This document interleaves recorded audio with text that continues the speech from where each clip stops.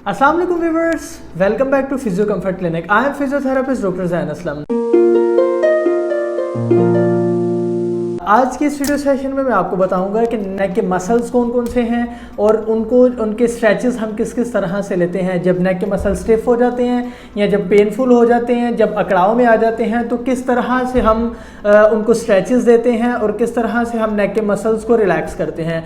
तो ये आज की जो वीडियो है ये स्टूडेंट्स के लिए बहुत ज़्यादा बेनिफिशियल है। इसे घर पे भी परफॉर्म कर सकते हैं, लेकिन ये स्टूडेंट्स के लिए काफ़ी ज़्यादा बेनिफिशियल है। तो चलते हैं आज की वीडियो सेशन की तरफ। सबसे पहले जो हमारे पास मसल्स होते हैं वो एक्सटेंसर्स मसल होते हैं नेक के, उसके बाद फ्लेक्सर मसल्स होते हैं, उसके बाद एससीएम होता है, स्टर्नोक्लेडोमेस्टॉइड, उसके बाद स्केलेटनी मसल होते हैं, ठीक है, और ट्रेपीजियस, अपर ट्रेपीजियस मसल्स होते हैं जिनको हमने स्ट्रेच करना होता है, जिनकी हमने स्ट्रेचिंग करनी होती है। तो सबसे पहले मैं आपको बताता हूँ जो फ्लेक्सर्स मसल्स होते हैं जो नेक को फ्लेक्स करते हैं उनको एंटीरियर नेक मसल्स भी बोलते हैं। तो सबसे पहले आपने जो अपनी बैक है उसको बिल्कुल स्ट्रेट रखना है, ठीक है। जो जिस डायरेक्शन में हम स्ट्रेच दे रहे हो उस डायरेक्शन में आपने मूव नहीं करना अपनी बैक को। अपनी बैक आपने बिल्कुल स्ट्रेट रखनी है, ठीक है। और इस तरह से आपने बैक पे या इस तरह से या किसी भी साइड से आप या शोल्डर से भी आप सपोर्ट कर सकते हैं। उसके बाद आपने क्या करना है, आपने इस तरह हेड जो है बैक साइड पे इस तरह हैंड रखना है अपना, ठीक है, और फॉरवर्ड मूव करना है नेक को, ठीक है। आपने पहले देखना है कि एंड रेंज, बिल्कुल आराम से आपने देखना है कि एंड रेंज कहाँ पे है। आपने सबसे पहले जो नेक एक्सटेंसर का जो स्ट्रेच देना है, ठीक है, आपने हेड को नीचे फॉरवर्ड मूव करवाना है नीचे की तरफ। आपने इसमें सबसे पहले देखना है कि जो एंड रेंज है पेशेंट की वो क्या है। तो कुछ पेशेंट्स हैं उनकी एंड रेंज यहाँ तक है और कुछ पेशेंट की एंड रेंज यहाँ तक होती है, ठीक है। एंड रेंज पे जाके आपने बिल्कुल लाइट सी फोर्स लगानी है आपने फॉरवर्ड, ठीक है, और पेशेंट को स्ट्रेच आने लग जाएगा, स्ट्रेच फील होने लग जाएगा। ये आपने 5 to 10 सेकंड का होल्ड रखना है, उसके बाद आपने रिलैक्स छोड़ देना है, ठीक है। उसके बाद दोबारा आपने ये करना है, इस तरह बिल्कुल लाइट सी फोर्स लगानी है, अपनी ज़्यादा फोर्स नहीं लगानी। इसी तरह आप जब फ्लेक्सर्स, जो नेक फ्लेक्सर्स हैं, जब इनका स्ट्रेच देना है, स्ट्रेच बेसिकली क्या होता है कि हम मसल को लेंथन करते हैं, मसल को स्ट्रेच करते हैं। तो जो हमारे फ्लेक्सर्स हैं नेक के, इनको जब हम स्ट्रेच करेंगे तो हम इस तरह से एक्सटेंशन करवा के नेक की, फिर ही ये जो नेक के मसल्स हैं ये स्ट्रेच होंगे। पहले आपने इनकी एंड रेंज देख लेनी है पेशेंट की, ठीक है। कुछ पेशेंट्स हैं उनको इतनी एंड रेंज उनकी इतनी होती है, कुछ पेशेंट्स की इतनी होती है। आपने पहले एंड रेंज पे जाना है, उसके बाद आपने यहाँ से इस तरह आपने स्टेबलाइज करना है, आपने होल्ड करना है यहाँ से इस तरह से, ठीक है। उसके बाद आपने बिल्कुल एंड रेंज पे जाके लाइट सा प्रेशर लगाना, आपने ज़्यादा प्रेशर नहीं लगाना, ठीक है। ये आपने 5 to 10 सेकेंड होल्ड करना है यहाँ पे, उसके बाद आपने रिलैक्स छोड़ देना है। ये भी आपने 3 to 5 टाइम रिपीट करना है इसे। अगर आप बिगनर्स हैं, अगर आपने स्टार्ट करना है किसी पेशेंट पे, तो ये पेनफुल भी हो सकता है, इसलिए ठीक यही रहेगा कि आप इसे 3 टाइम्स ही रिपीट करें।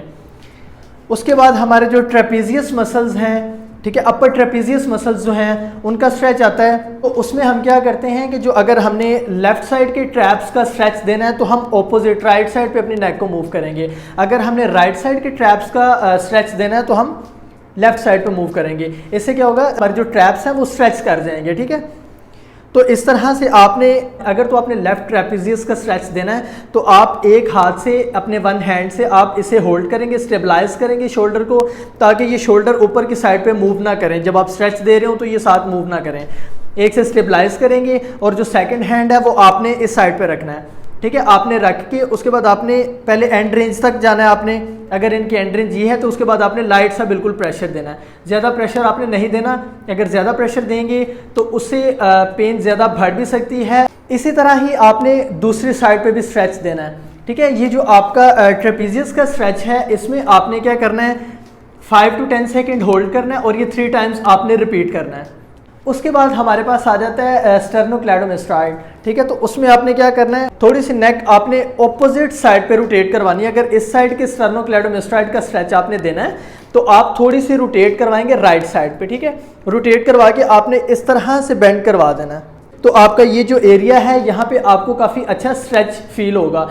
ये भी आपने जो पोजीशन है, ये भी आपने जो स्ट्रेच है ये 5 to 10 सेकंड का होल्ड करना है, उसके बाद आपने रिलैक्स छोड़ देना है और ये भी आपने 3 टाइम्स रिपीट करना है। तो व्यूवर्स मैं आपको लास्ट पे बताऊंगा कि जो स्कैल्पनी मसल होता है उसका स्ट्रेच किस तरह से हम लेते हैं। स्कैल्पनी मसल में सिंपली हम क्या करते हैं, एक साइड पे हमने बिल्कुल कमर को जो है बिल्कुल जो हमारी स्पाइन जो है हमारी बैक जो है ये बिल्कुल स्ट्रेट होगी, ठीक है। इसमें अब हमने क्या करना है, साइड बेंडिंग करनी है। साइड बेंडिंग जब हम करेंगे, अगर तो हमने लेफ्ट साइड के स्कैल्पनी मसल का स्ट्रेच लेना है तो हम राइट साइड पे इस तरह से लेटरल बेंडिंग करेंगे, ये लेटरल फ्लेक्शन करेंगे राइट साइड की, ठीक है। और उसके बाद हमने देखना है टुवर्ड्स सीलिंग। तो जब हम टुवर्ड्स सीलिंग देखेंगे तो हमारे ये जो एरिया है, ये जो स्कैल्पनी मसल है, इसमें काफ़ी अच्छा स्ट्रेच आपको फील होगा। जब आप टुवर्ड्स सीलिंग देखेंगे, ये आपने इस तरह से साथ आपने मूव नहीं करना शोल्डर को, तो आपने 5 to 10 सेकंड का होल्ड करना है, उसके बाद आपने रिलैक्स छोड़ देना है। ये भी आपने 3 टाइम्स रिपीट करना है। तो इसी तरह आज का वीडियो सेशन हमारा एंड होता है। मैं उम्मीद करता हूँ आपको ये वीडियो, ये स्ट्रेचेस, ये नेक के मसल्स और इनके स्ट्रेचेस बहुत अच्छे से समझ आए होंगे। आप मेरे चैनल को लाइक करें, शेयर करें और सब्सक्राइब करें। अल्लाह हाफिज़।